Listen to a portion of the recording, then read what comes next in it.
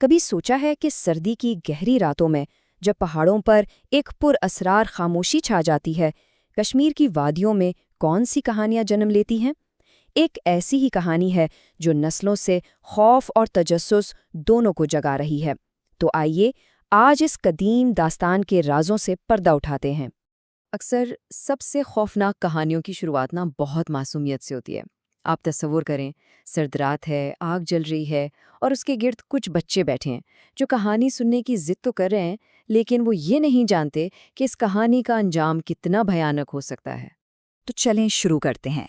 ये कहानी है एक ऐसे जोड़े की जिनकी एक छोटी सी गलती, एक छोटा सा झगड़ा उन्हें एक ऐसे भयानक रास्ते पर ले गया जहां से वापसी का कोई रास्ता था ही नहीं।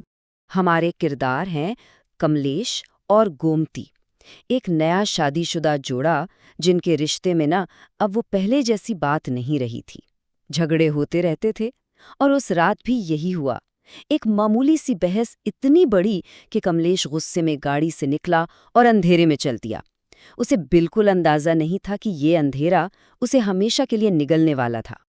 और फिर उस गहरे सुनसान अंधेरे में उसे वो नजर आई, एक ऐसी औरत जिसका हुस्न ऐसा था कि चांदनी भी शर्मा जाए। लेकिन उसकी आंखों में, उसकी दिलकश आंखों में एक अजीब सी कशिश थी। वो एक दावत भी थी और एक जाल भी। और कमलेश बेखबर उस जाल की तरफ खिंचता ही चला गया। जब कमलेश वापस नहीं आया तो उसकी परेशान बीवी गोमती उसे ढूंढने निकली, और जब उसने गांव की एक बूढ़ी औरत को ये बताया तो उसकी जुबान से बस एक ही जुमला निकला, जिसका मुझे डर था वही हुआ। ये अल्फाज ऐसे थे जैसे किसी अनदेखे खतरे का ऐलान कर रहे हों। मतलब साफ था, गांव वाले इस आफत को पहले से जानते थे। और फिर वो उसे एक गार में ले गई। वहां अंधेरे में सच्चाई ने अपना भयानक निकाब उतारा। वो हुस्न, वो दिलकशी एक लम्हे में एक खौफनाक बदसूरत चुड़ैल में बदल गई। कमलेश की कहानी तो खैर वहीं खत्म हो गई, लेकिन इस शिकारी की भूख अभी नहीं मिटी थी। नहीं, बिल्कुल नहीं। देखें, कमलेश इसका पहला शिकार नहीं था और ना ही आखिरी। अब कहानी का रुख मुड़ता है एक नए किरदार की तरफ, रणविजय। और रणविजय की कहानी से हमें पता चलेगा कि ये खूबसूरत शिकारी काम कैसे करती है, इसका तरीका क्या है। तो रणविजय कश्मीर आया था छुट्टियां गुजारने। एक शाम वो बस स्टॉप पर खड़ा था कि उसकी मुलाकात एक लड़की से हुई, देविका। बहुत खूबसूरत, बिल्कुल एक आम सी मासूम सी मुलाकात थी। लेकिन किसे पता था कि यही मुलाकात एक ऐसे खतरनाक खेल का आगाज है जिसका रणविजय को जरा भी अंदाजा नहीं था। यहाँ एक पैटर्न नजर आता है। पहला दिन एक छोटी सी दिलचस्प बातचीत। दूसरा दिन वो लड़की फिर आती है, ये कहकर कि बस ये देखने आई थी कि वो वापस आएगा या नहीं। और फिर तीसरे और चौथे दिन वो रोज मिलने लगते हैं।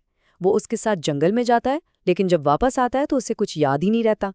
हर मुलाकात के बाद उसकी जिंदगी से, उसकी याददाश्त से कुछ घंटे जैसे गायब हो जाते थे। और फिर जिस्मानी अलामात भी सामने आने लगे। वो कमजोर होता जा रहा था, उसकी याददाश्त जा रही थी। और फिर एक दिन आईने में उससे वो चीज नजर आई जिसने उसकी रूह तक को हिलाकर रख दिया। उसकी गर्दन के पीछे दो गहरे अजीब से निशान, बिल्कुल ऐसे जैसे किसी ने अपने दांत काटे हों। ये सारी निशानियां, कमजोरी, याददाश्त का जाना और वो निशान, ये सब एक ही नाम की तरफ इशारा कर रही थी। एक ऐसा नाम जो कश्मीर के पहाड़ों में सदियों से खौफ की अलामत है। रानतास। जी हाँ, ये नाम है इस मखलूक का। कश्मीरी पहाड़ों की एक चुड़ैल जो एक खूबसूरत औरत का रूप धारती है सिर्फ नौजवान मर्दों का शिकार करने के लिए। और उसका शिकार करने का तरीका बड़ा मुनज़्ज़म और बेरहम है। उसे सिर्फ 7 दिन लगते हैं। सिर्फ 7 दिन। पहले वो अपने शिकार को लुभाती है, उसे अपने जाल में फंसाती है, और फिर इन 7 दिनों में वो आहिस्ता आहिस्ता उसकी जिंदगी की सारी तवन्नाई चूस लेती है। और 7वें दिन जब शिकार इतना कमजोर हो जाता है कि हिल भी नहीं सकता, वो उसे अपना निवाला बना लेती है। तो जब रणविजय और उसके दोस्तों को इस सच्चाई का पता चला तो खेल बदल गया। अब शिकार खुद शिकारी बनने की तैयारी कर रहा था। अब जंग बका की थी। कहते हैं ना कि हर बला की कोई ना कोई कमजोरी होती है। रंतास की भी थी, और वो थी संदल की लकड़ी। जी, संदल की लकड़ी से बना कोई भी हथियार उसे खत्म कर सकता था। और यही वो एक बात थी जिसने रणविजय को लड़ने का मौका दिया। तो मंसूबा बिल्कुल सीधा था। अगली बार जब वो मिलेगा, रणविजय उस रांतास का खात्मा कर देगा। उसे संदल का बना एक खंजर दिया गया और वो अपने सारे खौफ को दिल में दबाकर उसका सामना करने के लिए निकल पड़ा। रणविजय को लगा कि कहानी खत्म हो गई, उसने रांतास को मार दिया है। लेकिन ये कहानी का इख्तिताम नहीं था, ये तो सिर्फ एक वक्फा था। असल धोखा, असल फरेब तो अब सामने आने वाला था, क्योंकि रांतास जितनी खूबसूरत थी ना, उससे कहीं ज्यादा चालाक और मक्कार भी थी। रंतास को मारने के बाद सब सुकून का सांस ले रहे थे। रणविजय के दोस्त की बीवी श्रुति उसे तसल्ली दे रही थी और इसी दौरान उसकी जबान से एक जुमला निकला, एक ऐसा जुमला जो रणविजय ने पहले भी सुना था। कहाँ? बस स्टॉप पर उस लड़की से। और बस यही वो एक गलती थी जिसने रंतास के पूरे फरेब का पर्दाफाश कर दिया। लेकिन सवाल ये है कि रणविजय को ये एहसास कैसे हुआ कि जिस इंसान पर वो सबसे ज्यादा भरोसा कर रहा था, वही असल में सबसे बड़ा खतरा है। ये उसकी हाजिर दिमागी का, आप कह लें, आखिरी इम्तिहान था। इसी लम्हे रणविजय के जहन में जैसे बिजली कौंध गई। उसने सोचा, ये जुमला तो सिर्फ मैं और बस स्टॉप वाली लड़की जानते थे, तो फिर श्रुति को ये कैसे पता चला? जवाब बिल्कुल साफ था और खौफनाक भी। असली रांतास कभी बस स्टॉप पर मिली ही नहीं थी, वो तो शुरू से ही श्रुति के रूप में इन सबके साथ थी। अब आप इसकी चालाकी देखें, रंतास का मंसूबा कितना खौफनाक था। उसने श्रुति का रूप धारकर रणविजय को एक नकली खंजर दिया ताकि वो बस स्टॉप वाली बेगुनाह लड़की को खुद अपने हाथों से मार डाले। लेकिन रणविजय को शक हो चुका था।